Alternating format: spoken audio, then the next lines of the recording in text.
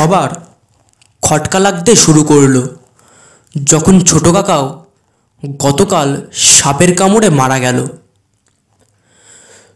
তবে এই বাড়ির কাছে এরকম ঘটনা প্রথম নয়। দাদাবাবু, আজ অফিস যাবেন তো? হ্যাঁ, অফিসে তো যেতেই হবে। আমার ব্যক্তিগত জীবনের জন্য এই সময় তো আর থেমে থাকতে পারে না।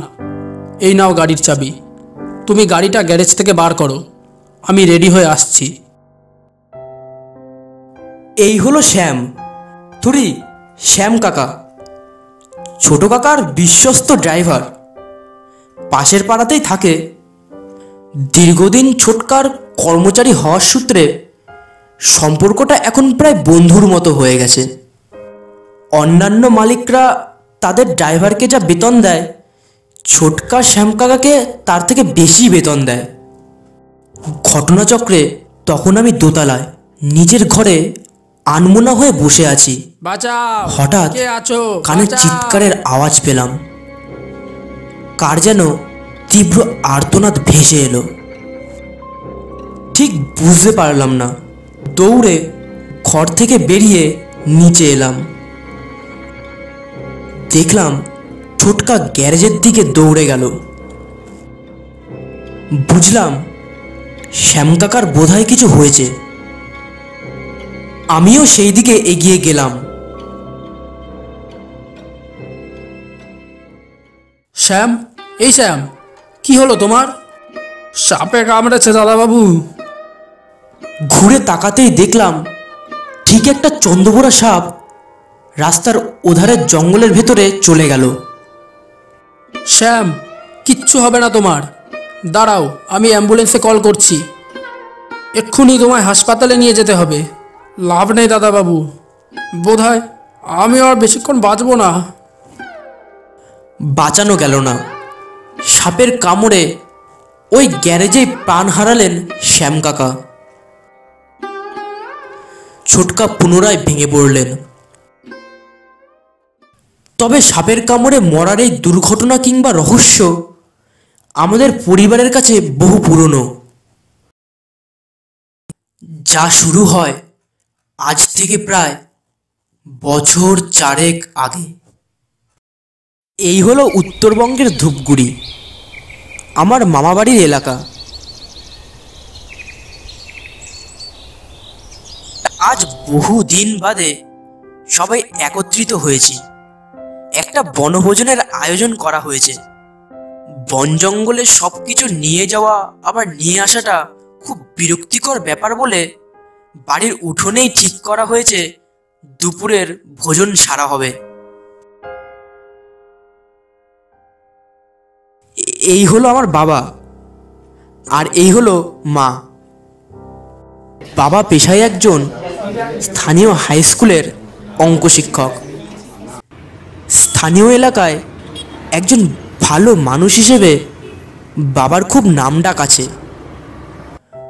মা একজন গৃহবধূ, যদিও পরিবারের সবার খেয়াল রাখতে রাখতেই দিন কাবার। আর ওই হলো আমার বোন মিতা, ভালো নাম অন্বেষা। বাড়িতে আমি আর মিতা দুই ভাই বোনে বাড়িটা একেবারে মাথায় করে রাখি। কিন্তু বিগত 2-3 দিন ধরে ওর যে কি হয়েছে ঠিক বুঝতে পারছি না। কেমন একটু একাকী ধরনের হয়ে গেছে। সারাদিন কি যে চিন্তা করতে থাকে কে জানে।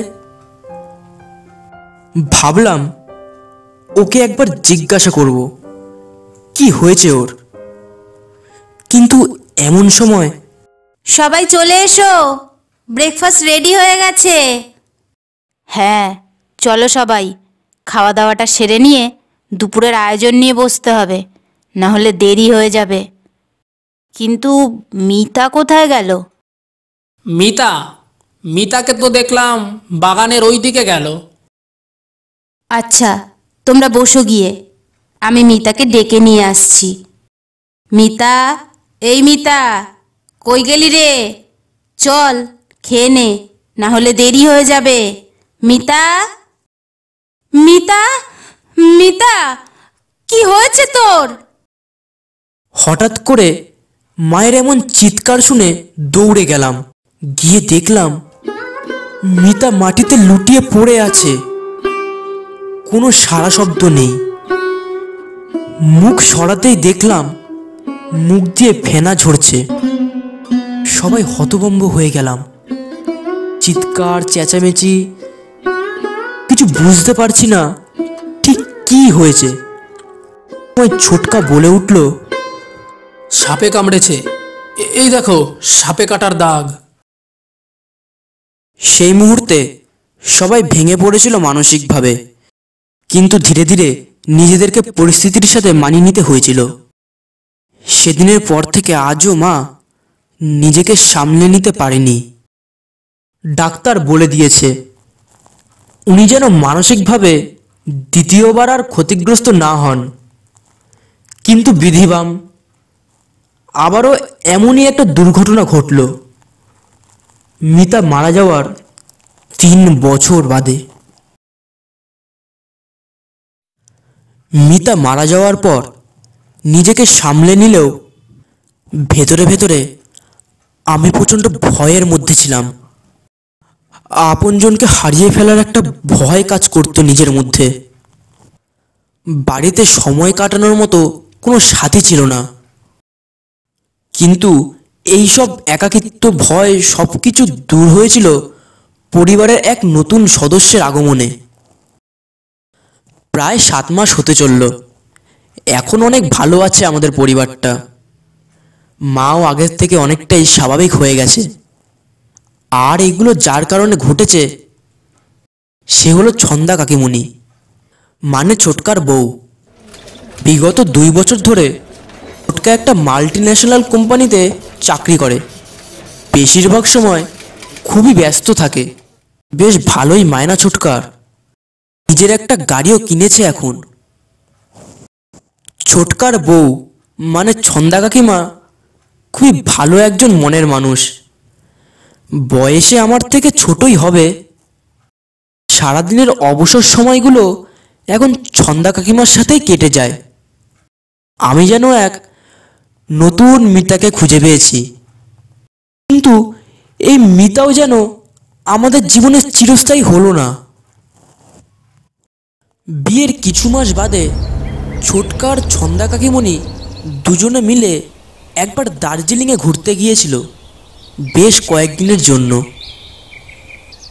কিন্তু ফেরার সময় ছোটকা একাই ফিরল। কিরে ছোট, কি হয়েছে? তুই একা ফিরলি যে? ছন্দা কোথায়? বাইরে দাঁড়িয়ে আছে নাকি? ছন্দার বেঁচে নেই। বেঁচে নেই? কি সব বলছিস তুই? হ্যাঁ, আমি ঠিকই বলছি। আমি বাঁচাতে পারিনি আমার ছন্দাকে। সাপের কামড়ে ছন্দা ছটফট করছিল। যদি ওই জঙ্গলের রাস্তায় একটা গাড়ি পেয়ে যেতাম তাহলে হয়তো এমনটা হতো না। ছন্দা হয়তো আমাদের মধ্যেই জীবিত থাকতো। আবারও আমাদের পরিবারটা ভেঙে পড়ল। মা আবারও মানসিকভাবে ক্ষতিগ্রস্ত হয়ে পড়লেন। একদিন এই পৃথিবীর মায়া ত্যাগ করে তিনিও আমাদের ছেড়ে চলে গেলেন।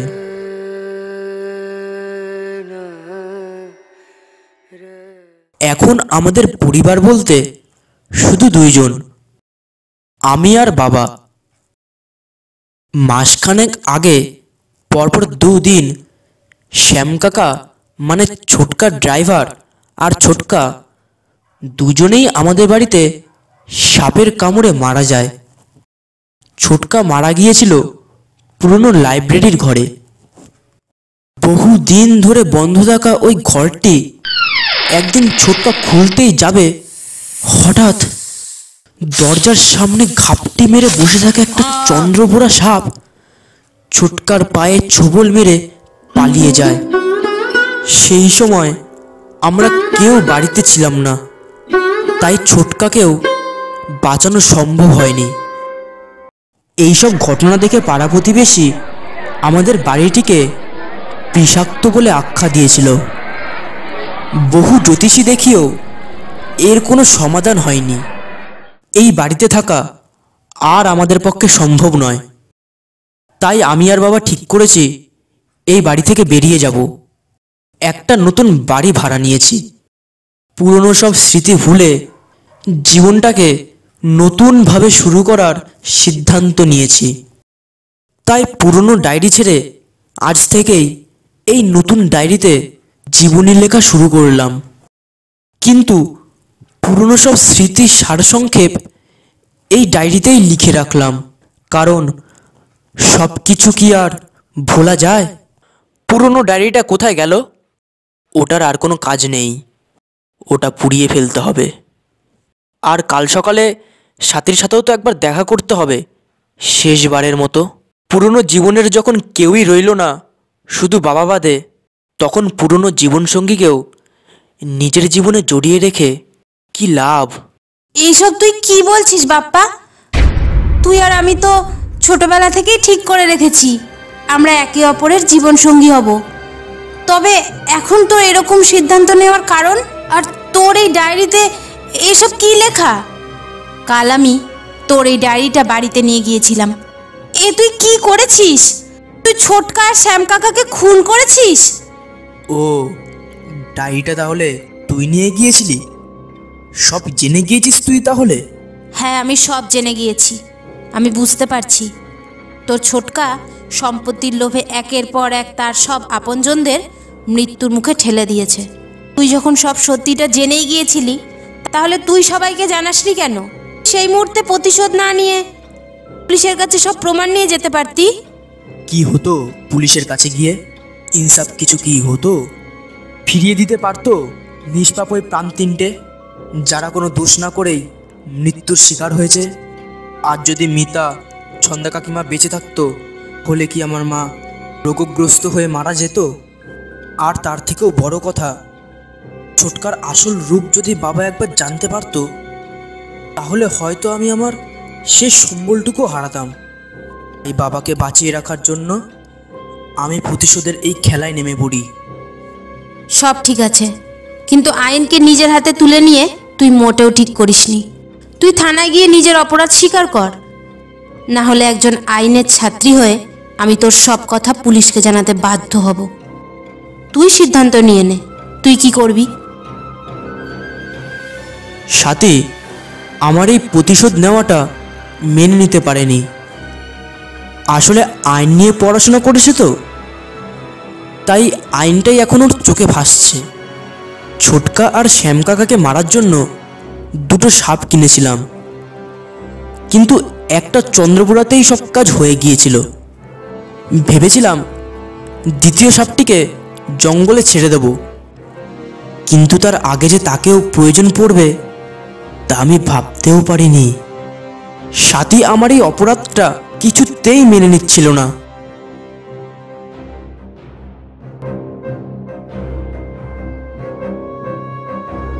তাই চন্দ্রপুরাটা সাথীর পায়ের কাছে ছেড়ে দিলাম।